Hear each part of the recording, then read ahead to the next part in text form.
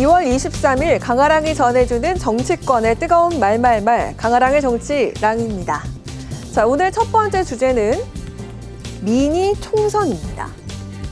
오는 6월 3일엔 지방선거와 함께 국회의원 재보궐선거도 치러지죠.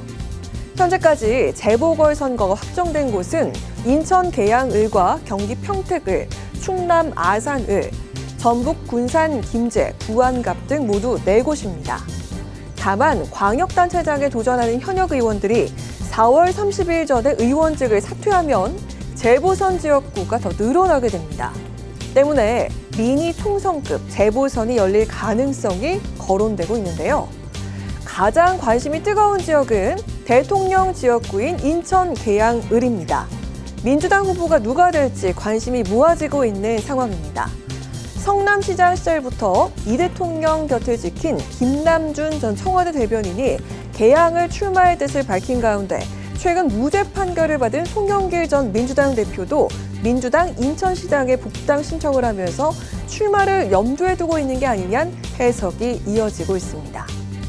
또 국민의힘에선 지난 대선 후보였던 김문수 전 고용노동부 장관과 22대 총선에서 이 대통령에게 패배한 원희룡 전 국토교통부 장관의 출마가 거론되고 있습니다.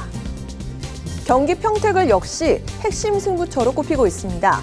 하지만 여야에서 공식적인 출마 선언이 없는 가운데 황교안 자유와 혁신 대표와 김재현 진보당 상임대표도 출마를 공식화했습니다.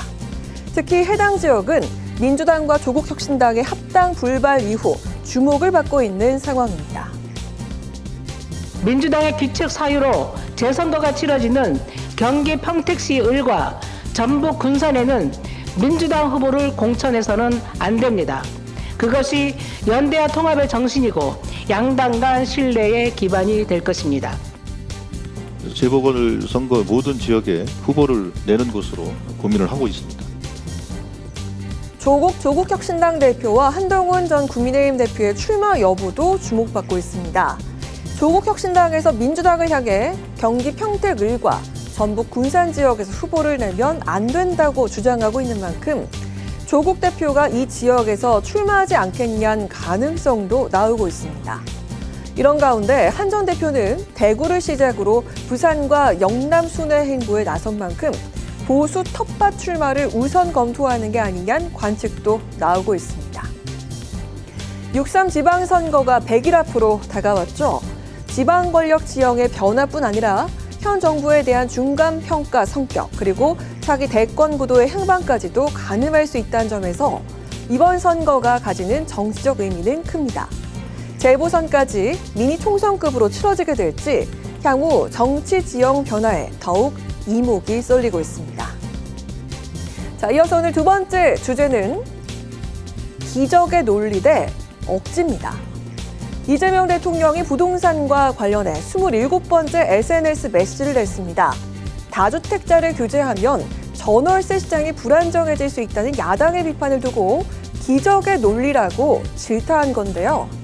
국민의힘은 오히려 이 대통령의 이런 논리가 억지라고 비판하면서 무주택자들이 집을 사지 못하는 것은 대출 규제 때문이라고 재반박에 나섰습니다. 다주택자만 압박해 매물을 늘리면 집값과 전월세 시장이 동시에 안정될 것이라는 대통령의 인식이 단편적이라는 점을 말씀드리는 것입니다. 공급 구조 개선 없는 징벌적 규제는 이미 문재인 정권에서 전월세 시장 왜곡과 가격 불안의 악순환을 초래한 바 있습니다. 시장을 안정시키는 가장 확실한 길은 양질의 신축 주택 공급 확대입니다. 계속되는 대통령의 부동산 강경 발언에 청와대 정책실장도 다주택자의 투기성 담보대출로 인한 사회금융 위험 사례를 들면서 부동산 정책에 힘을 실었습니다. 갭 투자에 활용된 전세금이 많아질수록 금융위기에 취약해질 수밖에 없다는 겁니다. 대통령이 의지를 보이고 있는 만큼 정부 규제에도 속도가 붙을 것이란 전망이 나오고 있는데요.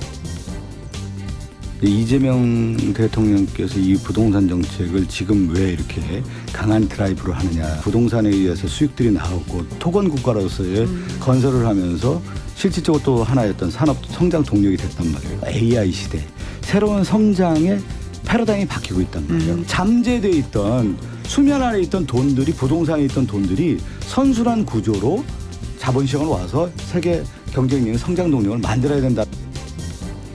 다주택자와 임대사업자에 대한 압박과 함께 강력한 부동산 규제 메시를 내놓는 정부와 보다 현실적인 대안을 마련해야 한다면서 공급 대책을 강조하고 있는 야당.